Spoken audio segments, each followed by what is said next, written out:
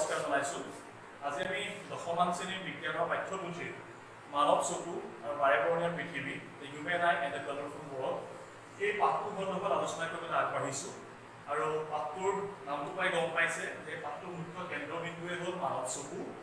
আমি জানো যে আমাৰ জীৱনত বা যিকোনো জীৱৰ ক্ষেত্ৰত যিসকলৰ চকু আছে এই অংগটোৰ গুৰুত্ব কিমান, কাৰণ চকুৰ কাৰণে আমি আমাৰ চাৰিওফালৰ ৰঙীন পৃথিৱীখন দেখিবলৈ পাওঁ, বুজিবলৈ পাওঁ। আজি আমাৰ দেহৰ অন্য যিখিনি সংবেদী অংগ আছে, যেনেকৈ জিভা আছে, নাক আছে, হাত আছে, কাণ আছে, এইবিলাকৰ প্ৰত্যেকৰে নিজস্ব কাম আছে। তেনেকৈ আমাৰ চকুৰো নিজস্ব কাম আছে। আমি চকুৰ সহায়ত আমি চাৰিওফালৰ পৃথিৱীখন দেখা পাওঁ। কিন্তু কেনেকৈ এই চকুৰে কাম কৰে, এই চকুটো গঠন কেনেকৈ হয়, ইয়াৰ বিভিন্ন অংগসমূহে কিদৰে সঠিক ৰূপত কাম কৰে, কেনেকৈ আমি চকুৰ সহায়ত কিবা এটা বস্তু দেখিব পাৰোঁ, সেই কথাখিনি আমি জানিব লাগিব। তাৰ আগতে আমি জানিব লাগিব যে আমাৰ চকুটো কেনেকৈ গঠন হৈছে। আচলতে কোৱা হয় যে চকুটো এটা কেমেৰাৰ দৰে। আমি কেমেৰা দেখিছোঁ, আমি কেমেৰাৰ সহায়ত আমি মাতটো ৰেকৰ্ডো কৰি আছোঁ। সেই কেমেৰাবোৰ আচলতে মানৱ চকুটোৰ আৰ্হি লৈয়ে এই কেমেৰাবিলাক, আধুনিক যিখিনি আমি কেমেৰা, সেইখিনি তৈয়াৰ কৰা হৈছিল। সেই আহক আমি প্ৰথমতে মানৱ চকুটোৰ গঠনটো চাই লওঁ। প্ৰথমতে দেখিছে ই এটা প্ৰায় গোলকৰ দৰে। এইটো কয় অক্ষী গোলক, আৰু ইয়াৰ ব্যাসটো প্ৰায় 2.3 চেণ্টিমিটাৰ। মানে ইয়াৰ পৰা যদি আমি লওঁ প্ৰায় 2.3 চেণ্টিমিটাৰ। অংকন কৰোঁতে প্ৰায় গোলকৰ দৰে হোৱা নাই, কিন্তু গোলক বুলি ধৰিলে ইয়াৰ ব্যাসটো 2.3 চেণ্টিমিটাৰ হ'ব। ইয়াৰ মুখ্য যিখিনি অংশ মই প্ৰথমৰ পৰা আৰম্ভ কৰিছোঁ, ইয়াৰ একেবাৰে সন্মুখ ভাগত এখন এটা স্বচ্ছ তৰপ থাকে, এখন স্বচ্ছ চাদৰ তৰপ থাকে, ইয়াক কয় কৰ্ণিয়া। ইয়াক কৰ্ণিয়া বুলি কয়। চকুত প্ৰৱেশ কৰা পোহৰৰ সৰহভাগ পোহৰ ৰশ্মিয়ে এই তৰপটোতে, মানে কৰ্ণিয়াৰ বাহিৰৰ ভাগতে প্ৰতিফলিত হয়। প্ৰতিফলন আমি ইতিমধ্যে আগৰ পাঠটোত পোহৰ প্ৰতিফলন কি আমি ইতিমধ্যে আলোচনা কৰি আহিছোঁ, এই বিষয়ে আমি জানো। গতিকে এই কৰ্ণিয়াৰ বহিঃভাগতে পোহৰৰ সৰহভাগ ৰশ্মি প্ৰতিফলন হয়। তাৰপিছত থাকে আমাৰ চকুৰ মণি, তাৰপিছত ইয়াতে থাকে আইৰিছ থাকে। এই আইৰিছটোৱে কি কৰে, এই আইৰিছ অংশটোৱে কি কৰে, এই চকুৰ মণিটো সৰু আৰু ডাঙৰ কৰা মানে নিয়ন্ত্ৰণ কৰে। আমাৰ চকুত বেছিকে পোহৰ সোমালে কেতিয়াবা চকুটো সৰু হৈ যায়, হঠাতে লাইট পৰিলে, বেছিকে পোহৰ পৰিলে, বা বেছিকে আন্ধাৰ দেখিলে আমি কমকে দেখিলে আমি চকুটো ডাঙৰকে মেলো। এইখিনি নিয়ন্ত্ৰণ কৰি আছিলে ইৰিছ বা আইৰিছে। চকুৰ মণিটো ডাঙৰ সৰু কৰা কি নিয়ন্ত্ৰণ কৰে। এইটো ইৰিছ মই দেখুৱাইছোঁ, এইটো আইৰিছ, ইংৰাজীত IRIS কয়। আইৰিছ বুলিও ক'ব পাৰি, আমাৰ কিতাপত ইৰিছ আছে কাৰণে মই ইৰিছ বুলি লিখিছোঁ। গতিকে এইটো নিয়ন্ত্ৰণ কৰে। তাৰপিছত থাকে চিলিয়াৰী পেশী।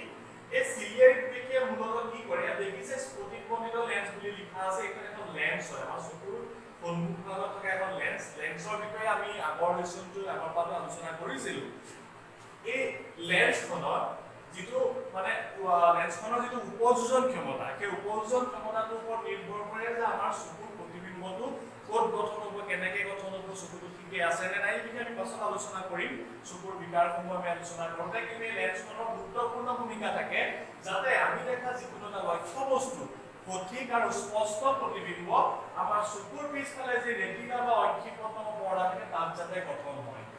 এই চিলিয়াৰী পেশীয়ে যিটো কাম, চিলিয়াৰী পেশী, এই চিলিয়াৰী পেশীয়ে কি কৰে, এই লেন্সখনৰ নিয়ন্ত্ৰণ কৰে, মানে ইয়াৰ উপযোজন ক্ষমতাটো নিয়ন্ত্ৰণ কৰে প্ৰয়োজন বেলেগ। কেতিয়াবা যদি লেন্সখন মানে নিয়ন্ত্ৰণ কৰিবলগীয়া হয়, তেতিয়াহ'লে এই চিলিয়াৰী পেশীয়ে কৰে। এতিয়া আমি তাৰ পিছৰ পৰ্যায়লৈ আহিছোঁ। তাৰ পিছৰ পৰ্যায়ত আছে আমাৰ ৰেটিনা। এইটো গুৰুত্বপূৰ্ণ অংশ, অসমীয়া অক্ষিপট বুলি কয়। এই ৰেটিনাতে কি হয়, আমাৰ চকুৰ পোহৰ ৰশ্মিৰ পৰা যিটো প্ৰতিবিম্ব গঠন হ'ব, সেই প্ৰতিবিম্বটো গঠন হয়। সেই ৰেটিনাৰ লগতে লাগি আছে নেত্ৰ স্নায়ু। এইখিনি পোহৰ সংবেদী স্নায়ু, মানে পোহৰ যেতিয়া পৰে এই স্নায়ুখিনি সংবেদী হৈ পৰে, মানে পোহৰ স্নায়ুখিনি বা অপ্টিক নাৰ্ভ বুলি আমি ক'ব পাৰোঁ। সেইখিনিয়ে কি হয়, ইয়াত গঠন হোৱা প্ৰতিবিম্বটো তথ্য আমাৰ মগজুলৈ লৈ যায়, আৰু মগজুৱে সেইটো বিশ্লেষণ কৰি সেই প্ৰতিবিম্বটোৰ সন্দৰ্ভত তথ্য আহৰণ কৰে। কিন্তু এটা আকৰ্ষণীয় কথা, আমি ইয়াত থিয়কে থকা লক্ষ্য বস্তু এটা প্ৰতিবিম্ব কিন্তু ইয়াত সৰুটাকৈহে গঠন হয় আমাৰ ক'ত, ৰেটিনাত। কিন্তু আমাৰ মগজুৱে কি কৰে, তাত মানে এনেকুৱাকে আমাক দেখুৱাই বা আমি দেখা পাওঁ যাতে চিধাকে আছে বা মানে পোনকৈ বা থিয়কৈ আছে। সেইখিনি পিছৰ পৰ্যায়ত আমি আলোচনা কৰিম। এতিয়া মূলতঃ আমি এইটো জানিব লাগিব যে আমাৰ ৰেটিনা কিদৰে এটা লক্ষ্য বস্তু প্ৰতিবিম্ব গঠন হয়। আচলতে কি হয়, আমাৰ কৰ্ণিয়াৰ দৈহিক পৃষ্ঠৰ মাজেদি যেতিয়া পোহৰ ৰশ্মিয়ে প্ৰৱেশ কৰে, সৰহভাগ প্ৰতিফলন ইয়াতেই হয়। তাৰপিছত আমাৰ লেন্সত প্ৰৱেশ কৰে, যিখন আমি স্ফটিকমণ্ডিত লেন্স বুলি কৈছোঁ। এই লেন্সখনে কি কৰে, এই পোহৰ ৰশ্মিটো ইয়াৰ উপযোজন ক্ষমতা অনুযায়ী বিভিন্ন দূৰত্বত ফ'কাছ কৰে। মানুহ ভেদে বা বয়স ভেদে সেই মানে ফোকাছ কৰা যিটো বিন্দু সেইটো বেলেগ বেলেগ হয় সেইটোৱে খেলি মেলি হ'লে কেতিয়াবা চকুৰ বিকাৰ হয় কেতিয়াবা লেন্সখনৰ আগৰ প্ৰতিবিম্ব গঠন হয় কেতিয়াবা পিছফালে গঠন হয় তেতিয়া হয়তো আমি লক্ষ্য বস্তুটো স্পষ্ট প্ৰতিবিম্ব বা লক্ষ্য বস্তুটো ভালকে নেদেখিবও পাৰোঁ তেতিয়া চকুৰ বিকাৰ হৈছে বুলি কয় সেই বিষয়ে আমি পিছৰ পৰ্যায়ত আলোচনা কৰিম এই লেন্সখনত প্ৰৱেশ কৰাৰ পিছত কি হয় তাৰ প্ৰতিবিম্বটো ক'ত গঠন হ'ব এই ৰেটিনাত গঠন হ'ব এটা পৰশ্ৰী প্ৰৱেশ কৰিলে লেন্সখনত কি হ'ব প্ৰতিখন মানে ৰেটিনাত কৰ্নিয়াত প্ৰতিখন হৈ লেন্সৰ মাজেদি গৈ লেন্সখনে নিৰ্দিষ্ট উপযোগী ক্ষমতাত তাক প্ৰতিবিম্ব গঠন কৰাব আৰু সেই প্ৰতিবিম্বটো ৰেটিনাত গঠন হ'ব তাৰ ওলোটা প্ৰতিবিম্ব এটা সেই প্ৰতিবিম্বটো তথ্য উদ্ধাৰ কি কৰিব নেত্ৰস্নায়ী কৰিব নেত্ৰস্নায়ীয়ে তাক সংবেদ মানে লৈ যাব গ'লে মগজুলৈ এতিয়া আমি আলোচনা কৰিম চকুৰ উপযোজন ক্ষমতা আমি এই চকুটোৰ উপযোজন ক্ষমতা ওপৰত আলোচনা কৰিম ইয়াত মূলতঃ আমি আলোচনা কৰিম আমাৰ লেন্সখন আৰু এই যে চিলিয়াৰী পেশী এই ওপৰৰ সমন্বয় কেনেকৈ আমি সঠিক ৰূপত কোনো এটা বস্তু দেখা পাওঁ এতিয়া আমি কৈছিলো যে আমাৰ চকুত এখন লেন্স থাকে তাক স্ফটিকমণ্ডিত লেন্স বুলি কোৱা হয় এই লেন্সখন দেখিছে ই অলপ বক্ৰতা এটা আছে আৰু ইয়াত আছে চিলিয়াৰী পেশী বা চিলিয়াৰী মাসেলছ এই চিলিয়াৰী পেশীয়ে কি কৰে এই লেন্সখনৰ উপযোজন ক্ষমতাটো নিয়ন্ত্ৰণ কৰে যে লেন্সখনৰ বক্ৰতাটো নিয়ন্ত্ৰণ কৰে উদাহৰণস্বৰূপে আমি যেতিয়া দূৰৰ বস্তু এটা চাবলগীয়া হয় তেতিয়া চিলিয়াৰী পেশীখিনি কি হয় শিথিল হৈ পৰে ঢিলা হৈ পৰে তেতিয়া কি হয় এই লেন্সখনৰ বক্ৰতাটো বৃদ্ধি হয় কিবা বক্ৰতাটো বৃদ্ধি আমি যদি ডাঙৰকে মেলা নিচিনা হয় দূৰৰ বস্তু এটা চাবলৈ লাগে তো বক্ৰতাটো বৃদ্ধি হয় তেতিয়া কি হয় সেই বক্ৰতাটো বৃদ্ধি হ'লে আমাৰ চকুত দূৰৰ পৰা অহা লক্ষ্য বস্তু এটা পোহৰ ৰশ্মি প্ৰতিবিম্বটো সঠিক ৰূপত গঠন হ'বলৈ পায় কাৰণ তেতিয়া সেই অনুপাতে উপযোজনটো হয় মানে ফোকাছ কৰিবৰ উপযোজনটো হয় আনহাতে যেতিয়া আমি ওচৰৰ বস্তু এটা চাবলগীয়া হয় তেতিয়া চিলিয়াৰী পেশীখিনি কি হয় সংকোচন হয় তেতিয়া ইয়াৰ বক্ৰতাটো কমে তাৰ ফলত কি হয় আমি ওচৰৰ বস্তু এটা স্পষ্ট ৰূপত দেখা পাওঁ মই পুনৰ কথাটো পুনৰাবৃত্তি কৰি কৈছোঁ যে যেতিয়া আমি দূৰৰ বস্তু এটা চাবলগীয়া হয় তেতিয়া চিলিয়াৰী পেশীখিনি শিথিল হয় মানে ঢিলা হয় তেতিয়া লেন্সখনৰ বক্ৰতাটো বাঢ়ি যায় তেতিয়া কি হয় দূৰৰ বস্তু এটা দেখা পোৱাত আমাৰ সুবিধাজনক হয়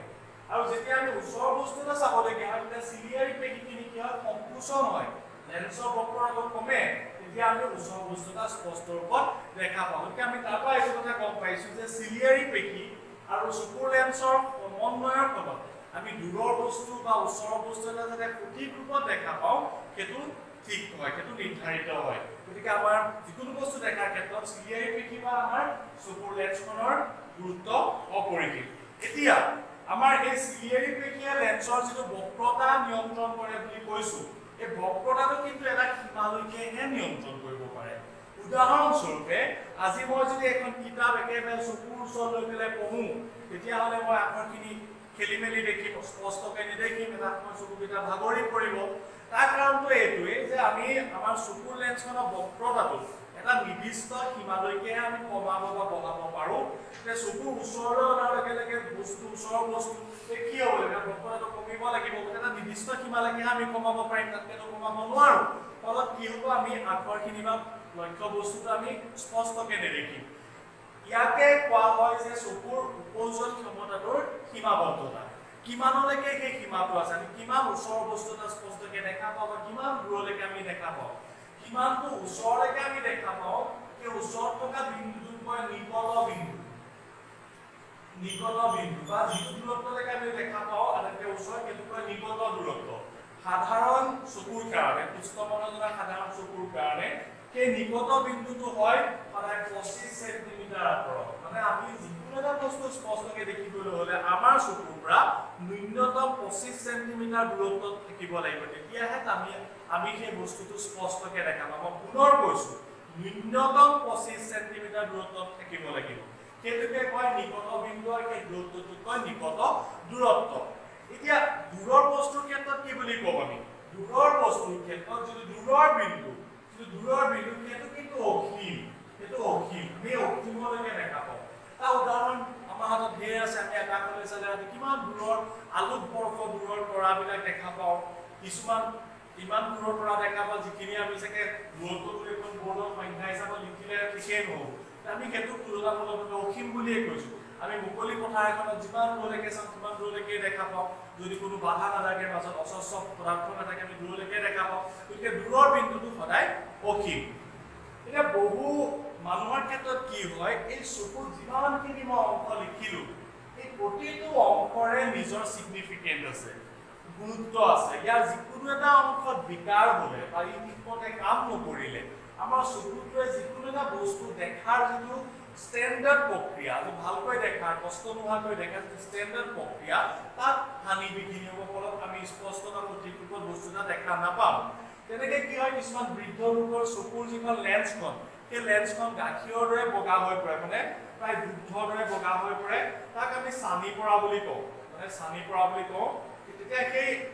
লেন্সখনত যেতিয়া লেন্সখনত চানি পৰে তেতিয়া স্বাভাৱিকতে এই লেন্সখনে আমাৰ উপযোগটো নিয়ন্ত্ৰণ কৰে প্ৰতিবিম্বটো কোন গঠন হ'ব কেনেকুৱা সঠিক ৰূপত গঠন হ'ব নে নাই দূৰ বস্তুতে দেখা ওচৰ বস্তুতে দেখা নিয়ন্ত্ৰণ কৰে চিলিয়াৰ বেগী সমন্বয়ৰ ফলত এই চানি পৰিলে কি হয় তেতিয়া বস্তু এটা দেখাত অসুবিধা হয় তেতিয়া কি হয় সেইটো ঠিক কৰিবলৈ কেটাৰেক্ট অপাৰেশ্যন কৰিবলগীয়া আমি প্ৰায় কোনো চৰকাৰ উদ্যোগত কেটাৰেক্ট অপাৰেশ্যন বিনামূলীয়াকৈ কৰিছে গতিকে কি হয় সেই মানুহবিলাকৰ কেটাৰেক্ট অপাৰেশ্যন কৰা হয় যাৰ এই লেন্সখন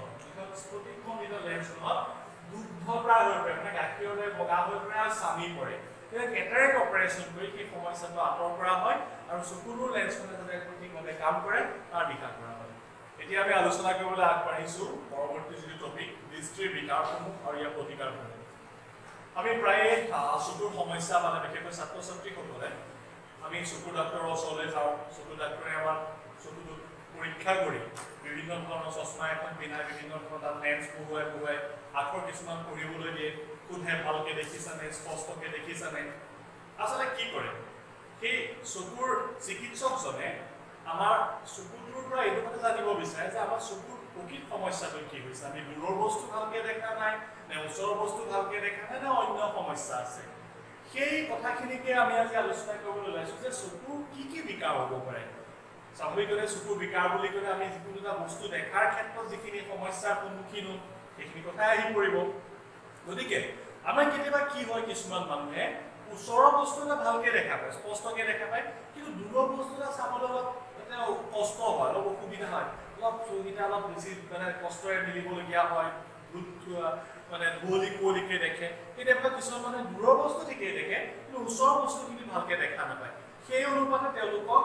সেই বিকাৰটোৰ প্ৰতিকাৰ স্বৰূপে কিছুমান চকুৰ চশমা দিয়া হয় নিৰ্দিষ্ট লেন্সৰ তোমালোকে দেখিছা যে কিছুমান চশমা তলৰ ফালে সেই লেন্সখন থাকে কিছুমানৰ ওপৰৰ ফালে থাকে কিছুমানৰ বেলেগ ধৰণে থাকে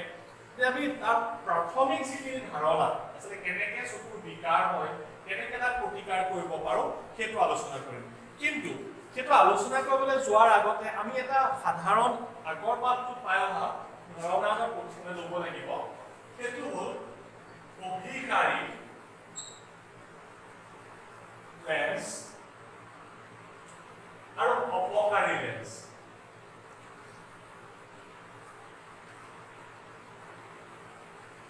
এতিয়া আমি দেখিছো যে চকুৰে হওক বা যিকোনো এটা বস্তু আমি প্ৰতিবিম্ব গঠন কৰোঁতে প্ৰতিকৰণৰ ক্ষেত্ৰত লেন্সৰ ভূমিকা অপৰিসীম এতিয়া আমি যেতিয়া অভিকাৰী লেন্স কৈছো অপকাৰী লেন্স কৈছো তাৰ নামকেইটা আৰু অৰ্থটো প্ৰথমতে জানি ল'লে আমাৰ লেন্স কেইখন চিনাক্ত কৰাত সুবিধা হ'ব অভিকাৰী শব্দটোৰ অৰ্থ হ'ল মিলন লগ উদাহৰণস্বৰূপে এইডাল পোহৰ ৰশ্মি এইডাল পোহৰ ৰশ্মি এইটো দিশত গতি কৰিছে দেখিছো সমান্তৰাল পোহৰ ৰশ্মি দুটা এই ৰশ্মি দুটাক আমি কোনো এটা বিন্দু লগাব বিচাৰিছো তেতিয়া আমি কি কৰিম এখন অভিকাৰী লেন্স দিম এখন উত্তল লেন্স দিম অভিকাৰী লেন্স মানে এখন উত্তল লেন্স দিম তেতিয়া কি হ'ব এই উত্তল লেন্সখনে এই পোহৰ ৰশ্মি দুটাৰ অভিকাৰ কৰাব মানে মিলন ঘটাব এটা বিন্দু সেইকাৰণে উত্তল লেন্সখনক কোৱা হয় অভিকাৰী লেন্স উত্তল লেন্সখনক কোৱা হয় অভিকাৰী লেন্স একেদৰে আমি যদি চাওঁ আজি যদি আমি এখন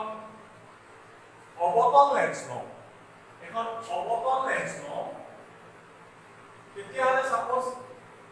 এটা বিন্দুৰ পৰা ৰশ্মি গৈছে উদাহৰণ মই লৈছো তেতিয়া কি কৰিব এই অৱতল লেন্সখনে সেই ৰশ্মি কেইটাক মই অলপ ভালদৰে আঁকি দিছো বুজিবলৈ সুবিধা হোৱাকে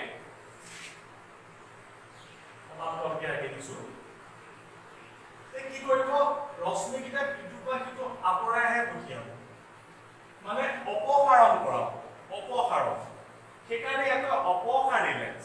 সেইকাৰণে অবতল লেন্সখনক কয় অপসাৰী লেন্স এই কথাটো আমি মনত ৰাখিব লাগিব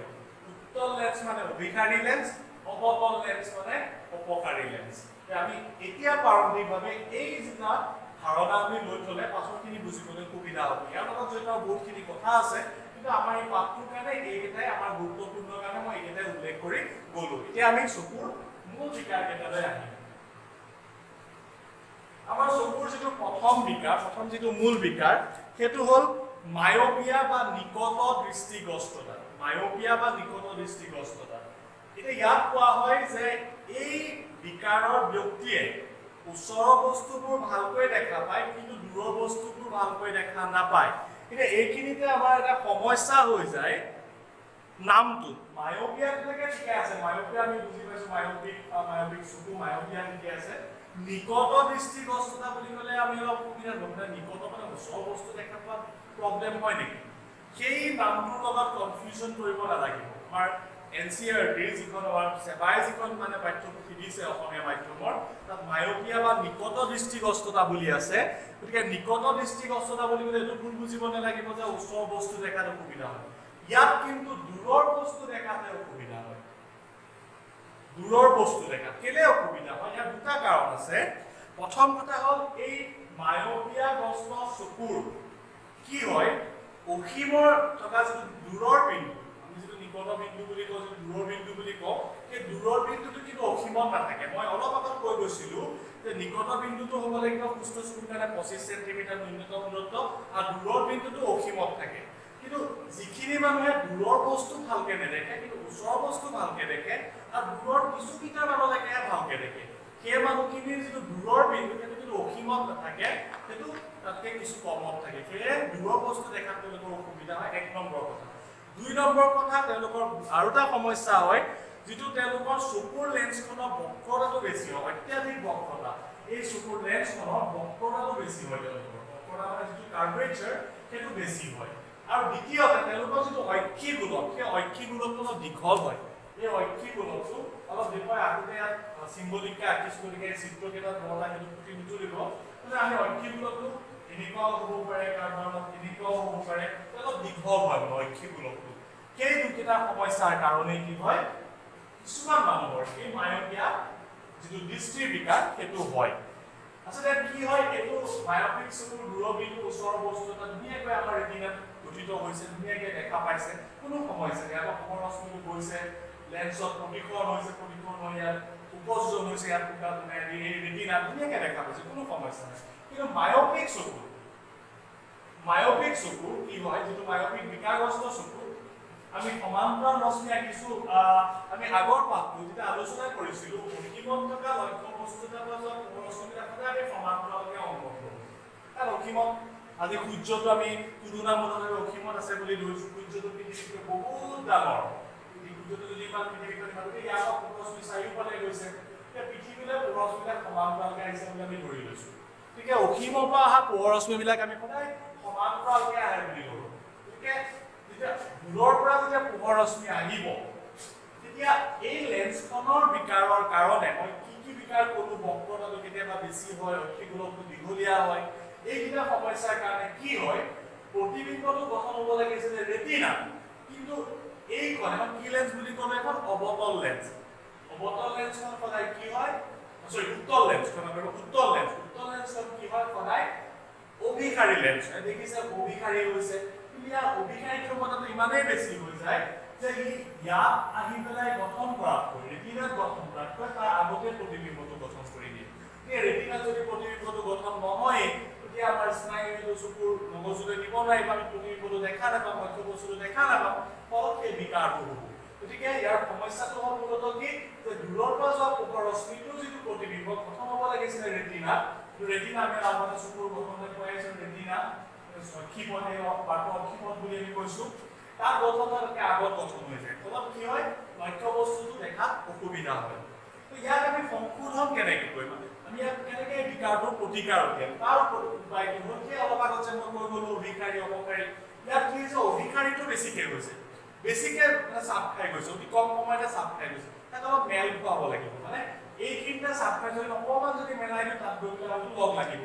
কেনে আমি কি কৰিম চকুৰ লেন্সৰ সন্মুখত আমি যিখন চশমা পিন্ধিম কেতিয়াবা তুমি কন্টেক্ট লেন্সও পিন্ধে চকুটো লগাই লয় তেতিয়া আমি তাৰ চকুৰ লেন্সৰ আগত যিয়ে পিন্ধো আমি চকুৰ লেন্সৰ আগতে পিন্ধিব লাগিব ওপৰতে পিন্ধিব লাগিব এখন আমি কি দিম অপসাৰী লেন্স দিম মানে এখন অবতল লেন্স দিম দেখিছা অবতল লেন্স পাৰ্থক্য কিটা কিন্তু মানে লেন্সখিনি চিনাক্তকৰণ কৰিব পাৰিব লাগিব তেতিয়া বুজি পোৱা সুবিধা হ'ব এখন উত্তল লেন্স এখন অবতল লেন্স এখন উত্তল লেন্স মানে অভিসাৰী লেন্স এখন অবতল লেন্স মানে অপসাৰী লেন্স এতিয়া কি হ'ব পোহৰ ৰশ্মি দেখিছেনে এই লেন্সখনৰ মাজেদি পাৰ হৈ গ'ল কি অলপ মেল খুৱাই দিলে ফলত ইয়াতে গঠন হৈ পেলাই ক'ত গঠন হৈছে গৈ আমাৰ ৰেটিনাত গঠন হৈছে গৈ ফলত কি হৈছে আমি লক্ষ্য বস্তুটো সঠিক ৰূপত ৰেটিনাত আমি দেখা পাইছো গতিকে মায়োপিয়া গ্ৰস্ত বা নিকট দৃষ্টিগ্ৰস্ততা ভুগি থকা ৰোগীৰ বাবে আমাৰ প্ৰতিকাৰৰ একমাত্ৰ উপায় কি হ'ল এখন আমি অপসাৰী লেন্স বা অবতল লেন্স ব্যৱহাৰ কৰিব লাগিব তেতিয়া আমি কি হ'ব দূৰৰ বস্তু এটা সঠিক ৰূপত দেখা পাম গতিকে এইখিনি আলোচনা কৰোঁতে মূলত আমি তিনিটা পইণ্ট চিন্তা কৰিব লাগিব যে মায়োপিয়া চকু বা মায়োপিয়া দৃষ্টিগ্ৰস্ততাটো কি কি আমি গম পালো দূৰৰ ওচৰৰ বস্তু ভালকে দেখা পায় দূৰৰ বস্তু ভালকে দেখা নাপায় এক নম্বৰ কথা কেটো দুই নম্বৰ কথা কিয় কাৰণ আমি ক'লোৱে লেন্সখনৰ বক্ৰতাটো কেতিয়াবা বেছি হয় ঐক্যিক দূৰত্বটো দীঘলীয়া হয় তৃতীয়তে ইয়াৰ প্ৰতিকাৰ কি আমি এখন অবতল লেন্স ব্যৱহাৰ কৰিব লাগিব সঠিক উপযোজন ক্ষমতা সকলোৰে কাৰণে বেলেগ বেলেগ হ'ব যে উপযোজন ক্ষমতাটো সেই অনুপাতে আমাৰ চকুৰ মানে চশমাৰ পাৱাৰ বিলাক বেলেগ বেলেগ হয় ক্ষমতা বিলাক বেলেগ বেলেগ হয় গতিকে এয়াই হ'ল মায়োপিয়া বা নিকট দৃষ্টিগ্ৰস্ততা এতিয়া আমি আলোচনা কৰিম হাইপাৰমেট্ৰোপিয়া বা দূৰ দৃষ্টিগ্ৰস্ততা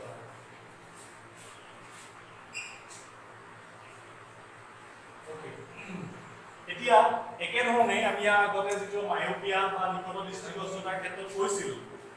তাৰ অনুতাপ ইয়াত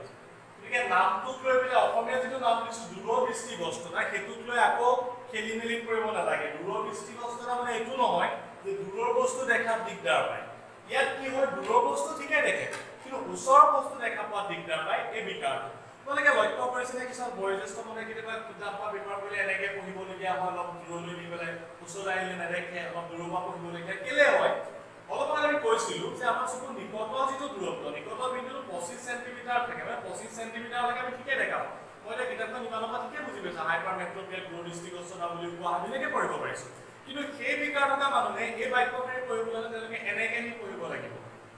পেপাৰ চেপাৰ কিছুমানে এনেকে লৈ পঢ়াই দেখিছা তেওঁলোকৰ কি হয় এই বিকাৰটো হয় হাইপাৰমেট্ৰোপিয়া বা দূৰ দৃষ্টিগ্ৰস্ততা ঠিক আগত যেটো মায়োপিয়া বা আমি নিকট দৃষ্টিগ্ৰস্ততা কৈছিলো তাত ইয়াৰ উল্টাটো আছিলে তাত কি হৈছিলে ওচৰৰ বস্তু ঠিকে দেখা পায় কিন্তু দূৰৰ বস্তু ঠিকে দেখা নাপায় ইয়াত তাৰ উল্টাটো একেই হয় দূৰৰ বস্তু ঠিকে দেখা পায় কিন্তু ওচৰৰ বস্তু ঠিকে দেখা নাপায় কিন্তু কনসেপ্ট আমি একেখিনিয়ে ব্যৱহাৰ কৰিম লেন্সৰ কনসেপ্টখিনি প্ৰথমতে মই এটা নৰ্মেল চকু এটো মানে এটা পোহৰ ৰশ্মিটা গৈছে মানে কি কয় যিকোনোটা বিন্দুৰ পৰা ধুনীয়াকৈ ৰেটিনাত গঠন হৈছে ঠিকে আছে ধুনীয়াকৈ দেখা পাইছে কিন্তু যেতিয়া হাইপাৰমেট্ৰোপিক চকু এটাৰ ক্ষেত্ৰত যেতিয়া বিকাৰটো থাকিব তেতিয়া ওচৰৰ বিন্দু এটা এইটো এটা দূৰৰ বিন্দু বুলি আমি লৈছো এইটো নিকট বিন্দু বুলি লৈছো তাৰ যিটো মানে তাৰপাছত যিটো পোহৰ ৰশ্মি সেই পোহৰ ৰশ্মিটোৰ পৰা লেন্সখনৰ মাজেদি গৈ পেলাই প্ৰতিবিম্বটো গঠন হ'ব লাগিছে ৰেটিনা কিন্তু ৰেটিনাত গঠন নহয় এফালে দেখুৱাব অলপ কেমেৰাটো ৰেটিনাত গঠন নহয় লেন্সখনৰ পিছফালে গঠন হৈ গৈ মানে নিকট বিন্দুটো মানে ওচৰ বিন্দু এটা যোৱা পোহৰ ৰশ্মিটো লেন্সৰ মাজেদি প্ৰতিফলিত হৈ যোৱাৰ পিছত লেন্সখনৰ সমস্যাৰ বাবে চকুৰ ৰেটিনাত গঠন নহয় তাৰ পিছফালে গঠন ফলত কি হয় বস্তুটো স্পষ্টকৈ দেখা নাপায় বা হয়তো দেখাই নাপায় কিয় হয় এনেকুৱা ইয়াৰ কাৰণ ইয়াৰ আগত আমি মায়োপিয়াৰ ক্ষেত্ৰতো কাৰণ কেইটা কৈছো ইয়াৰ ক্ষেত্ৰত ইয়াৰ কাৰণ কেইটা একেটা ওলোটা প্ৰথম কথা লেন্সখনৰ ফোকাস দৈৰ্ঘ্যটো বেছি হয় উদাহৰণস্বৰূপে মই এখন লেন্স লৈছো ইয়াত সাপোজ যেনিবা আমি কি লওঁ ফোকাস বিন্দু লওঁ তাৰপিছত আমি ভাঁজ কেন্দ্ৰ লওঁ পোহৰ ৰশ্মিটা গৈছে পোহৰ ৰশ্মিটো যোগ হৈ যাব ইয়াত আমি ফোকাসৰ মাজেদি মুখ্য সমানকে যদি ফোকাসৰ মাজেদি যায় বুলি আমি কওঁ যদি ফোকাস দৈৰ্ঘ্যটো বেছি হয় তেতিয়াহ'লে বেছি দূৰলৈ যাব লাগিব পোহৰ ৰশ্মিটো বেছি দূৰলৈ মানে তাৰ অভিকাৰীটো বেছি দূৰত হ'বগৈ গতিকে সেই দূৰত হোৱাৰ কাৰণে কি হয় ইয়াত গঠন হয় তাৰ দূৰলৈ হয়গৈ তাৰ উপযোজনটো বেছি দূৰলৈ ইমানেই দূৰলৈ যাতে মানে ৰেটিনাৰ পিছফালে গুচি যায়গৈ সেইকাৰণে আমি ওচৰৰ বিন্দু এটা ওচৰৰ বস্তু এটাৰ প্ৰতিবিম্বটো স্পষ্টকৈ আমি দেখা নাপাওঁ দ্বিতীয় সমস্যাটো হ'ল যে চকুৰ ঐক্ষিক গুণটো যথেষ্ট সৰু হয় কিন্তু ঐক্ষিক গুণ যথেষ্ট সৰু হয় মায়োপিয়াৰ ক্ষেত্ৰত কি আছে দীঘলীয়া হয় বা ডাঙৰ হয় ইয়াৰ এটা ওলোটাৰে সৰু হয় এই দুটা সমস্যাৰ কাৰণে কি হয় মানুহ দূৰদৃষ্টিগ্ৰস্ত বা হাইপাৰমেট্ৰোপিয়া ভোগে আগৰ সমস্যাটো আছে যে বেছিকে চাপ খায় যায় কাৰণে ৰেটিনা আগত লগ হৈছিলে মায়োপিয়া এবাৰ কি যে বেছিকে মেল খাই গৈছে কাৰণে ওচৰতে লগ লাগি দূৰত লগ লাগিছিল গতিকে সলিউশনটো আমি আমাৰ হাততে আছে যদি লেন্সৰ কনসেপ্টটো অধিকাৰী অপকাৰী বুজি পাইছো মানে কি কৰিব লাগিব আমি তাক দূৰত লগ খোৱাকৈ ওচৰত লগ খোৱাৰ ব্যৱস্থা কৰিব লাগিব মানে আমি কি হ'ব লাগিব একেই অধিকাৰ কৰিব পাৰিব লাগিব আৰু অধিকাৰী কৰিব পাৰিব লাগিব মানে নৰমালি কি হৈছিলে প্ৰব্লেম যে সমস্যাটো চকুটো ইয়াত অধিকাৰী হোৱাৰ ফলত ইয়াত অধিকাৰী হৈছিলে কাৰণ ৰশ্মিটো অলপ বেছিকে চাপ নেখায় কমকে চাপ খায় বেছিকে মেল খায় পেলাই লগ হৈছিল গতিকে আমি যদি এখন উচিত মানে উপযুক্ত ক্ষমতাৰ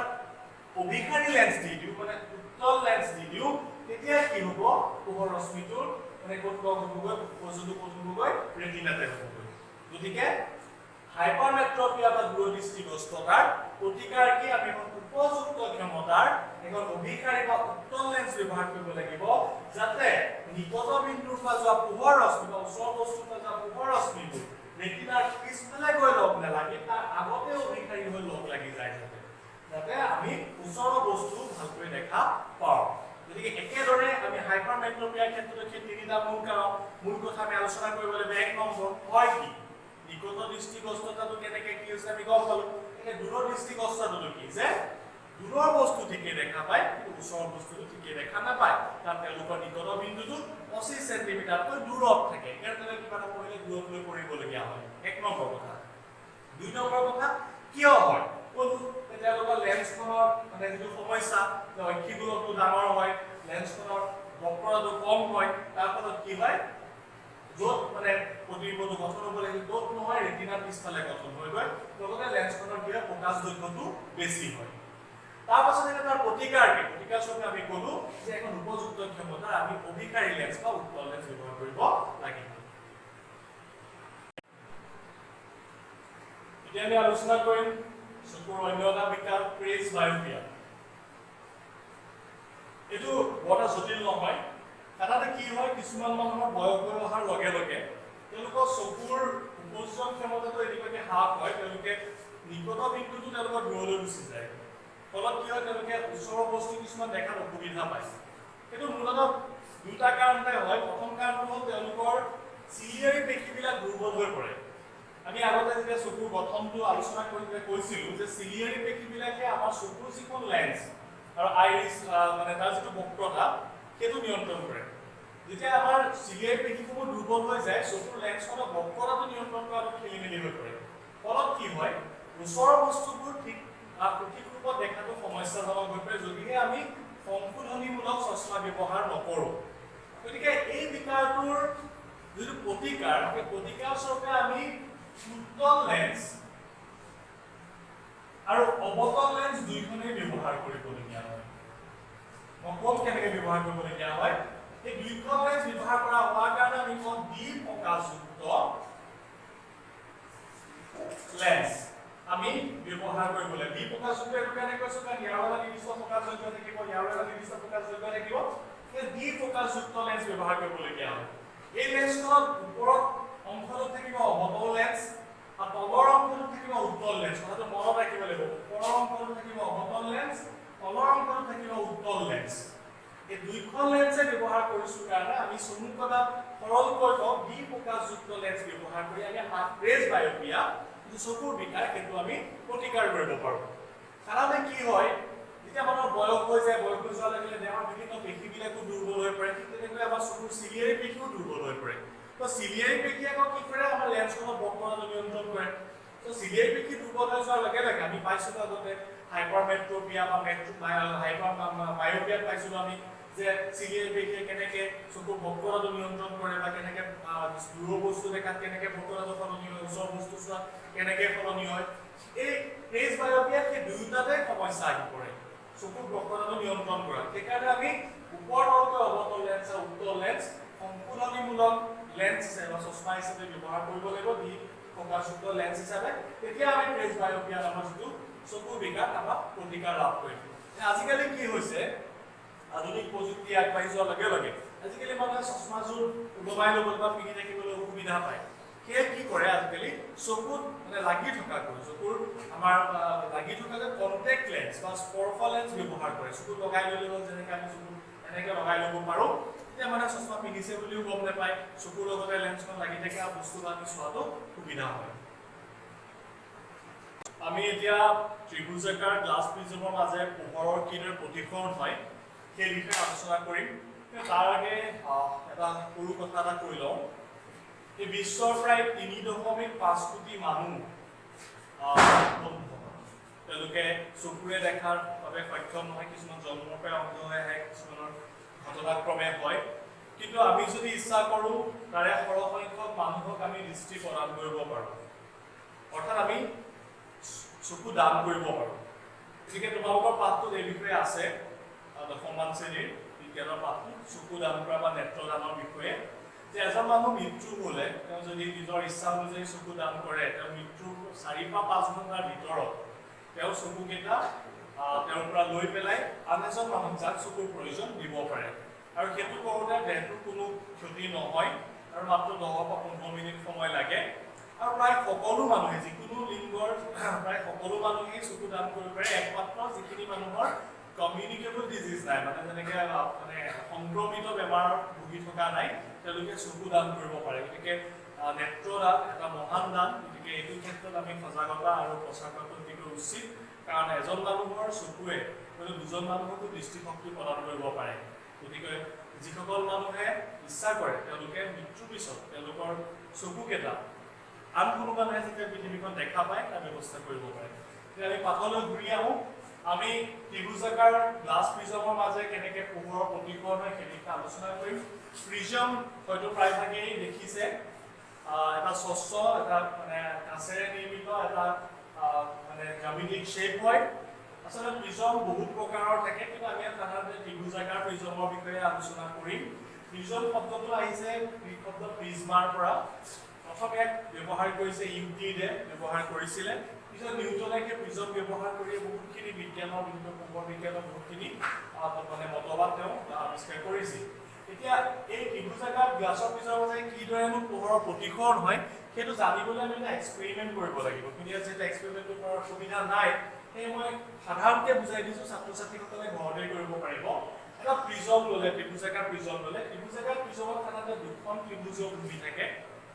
আৰু তিনিখন চতুৰ্ভুজীয় পৃষ্ঠ থাকে যিখন ইনক্লাইন হৈ থাকে মানে হেলনীয়াকৈ থাকে সেইখিনি কথাবোৰ দেখিলে তেওঁলোকে গম পাব প্ৰিজম এটা দেখিলে